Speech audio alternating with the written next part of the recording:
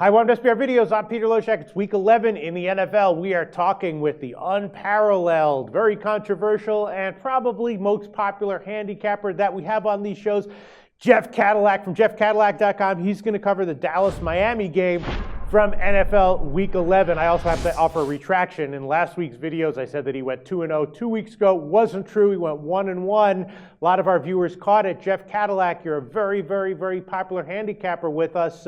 Hasn't been the strongest year for you, though. It has. I'll tell you something, Peter. It's been a topsy-turvy year. I mean, last week, you got three big favorites. They all didn't cover, and two lost outright. That's right. That's very true. And the sharp money was on both of them. Dallas and Miami is the game for this week. Miami is a 1-point favorite, a 1-point underdog, or pick a market wide. So the market is confused as to this game, and it makes sense why that would be, right? Tony Romo coming back for Dallas. How much is that going to help them? How much does it even matter? Dallas in general is a mess in many ways. They don't have much of a running game.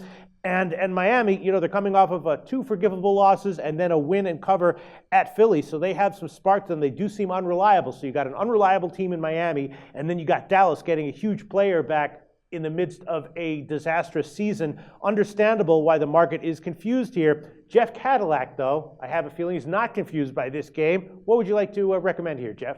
Well, first I got to analyze both the teams that are playing in this game. You have Dallas, and we all know that they're on a 7-game losing streak. I mean, they've gone through Brandon Weeden and Matt Castle, and Tony Romo is scheduled to play in this game. Now, I think it just by the fact that he's going to be on the field uplifts the team, the whole, for this game. The fact that their leader is coming back, even if he's a little rusty, I think players are going to step up and make the plays that they need to play. Now, I think also Sean Lee, who's coming back from a concussion, he's also the defensive leader on this team. He gives an extra lift to everybody, and I think Dallas is got to come out of this funk. I mean, 7-game losing streak. I mean, some people say, yeah, if they win the next 7 in a row. Let's forget that for 1 second. You got to take it game by game. And right now, they need to play well against Miami. Miami is coming off a game where they didn't, I don't think they played so fantastic in this game against Philly. They did knock out Sam Bradford, but then you got Mark Sanchez who's coming in, and Philly basically beat Philadelphia. I wasn't convinced that Miami really put it to Philadelphia. I think Miami played not to lose. At the end of the game there, Mark Sanchez threw that interception in the end zone. Miami, Philadelphia scores that touchdown.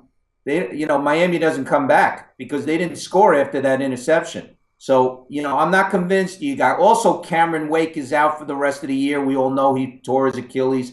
And Ndamukong Suh has been a complete disaster on defense because he basically becomes invisible in certain games, which is very bad.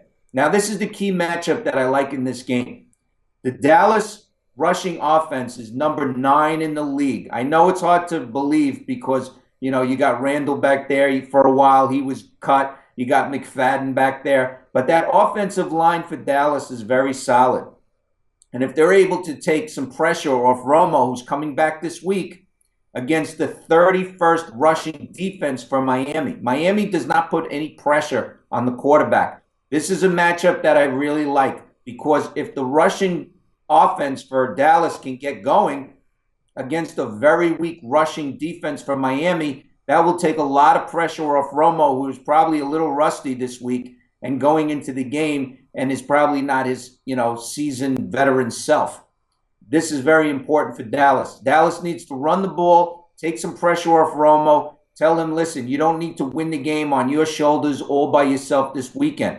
Just go in, get the field back, take care of your footing aside and everything, and everybody else will play their game. But the fact that he's on the field for Dallas is a very important step in the right direction for Dallas, and it starts this weekend. Miami, their problem is they don't spread out that offense like they're supposed to.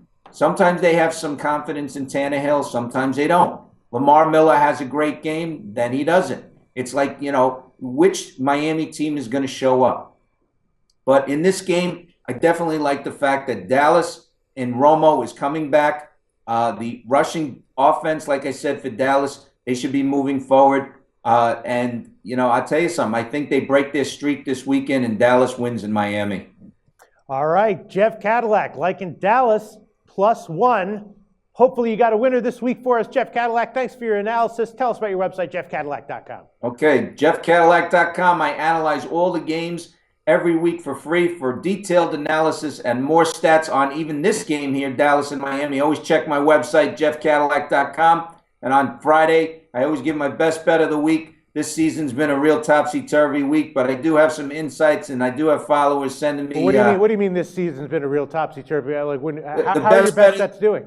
The best bet of the weeks haven't been doing as well as they have since last season, but I can tell you right now, I have a lot of followers, and they're giving me good advice and everything, and telling me how they're liking their picks, and it's moving forward, and it's been good so far, so I can't complain. Yeah, okay. You don't want to quote a record? Our record is under 500 this year. I'm sorry? The record for my best bets of the week is under 500 this year, unfortunately. Well, you win some, you lose some. All right, Jeff Cadillac, thanks so much. Talk to you next week.